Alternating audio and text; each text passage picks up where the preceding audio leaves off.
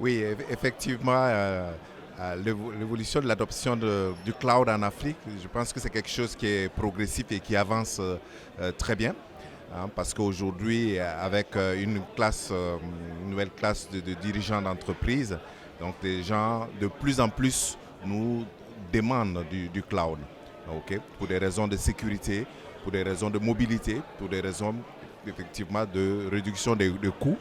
Donc aujourd'hui, je vous donne un exemple. Par exemple, une ville comme Dakar, il y a des gens qui disent il est hors de question que, voilà, avec un système centralisé, j'arrive à faire X rendez-vous dans la journée, alors qu'avec un avantage, je ne peux pas le faire voilà, avec la voiture. Quoi, voilà. Donc il y a beaucoup de sujets comme ça qui font que les gens y vont de plus en plus.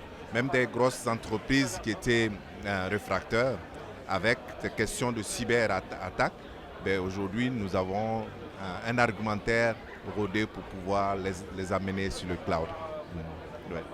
Ouais.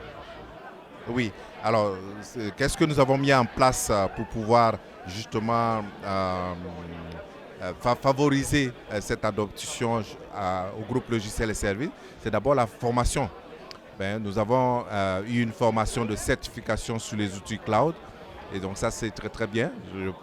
Et puis deuxièmement, c'est l'utilisation des outils cloud pour nous-mêmes, tant pour les techniciens que pour le support ou pour le commerce, le market. Ben, nous utilisons des outils cloud. Et ça a permis effectivement que les uns et les autres soient sensibilisés. Ok. Oui, tout à fait. Donc, trois clients que j'ai en tête. Le premier, c'est Solid. Solid, qui est un client qui est installé voilà, au Gabon, en Côte d'Ivoire et au Sénégal. Et pour ces raisons-là, eh bien, les dirigeants, voilà, ils ont choisi une solution cloud parce qu'ils ne pouvaient pas faire autrement. C'était la meilleure solution.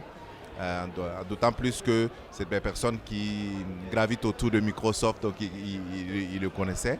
Et on a des clients comme ça.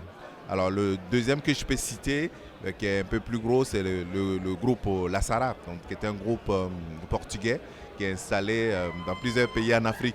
Donc naturellement, lorsqu'ils sont venus vers nous, ben, ils ont voulu une solution cloud, justement, pour pouvoir avoir une solution centralisée pour un meilleur contrôle, évidemment, comme je l'ai dit au départ, pour des raisons de sécurité. Et je pense au groupe Action aussi, qui est un grand groupe qui a eu besoin de mettre en place un TMS, un Treasury Management System, et tout de suite, ben, on est allé vers le cloud. Ouais.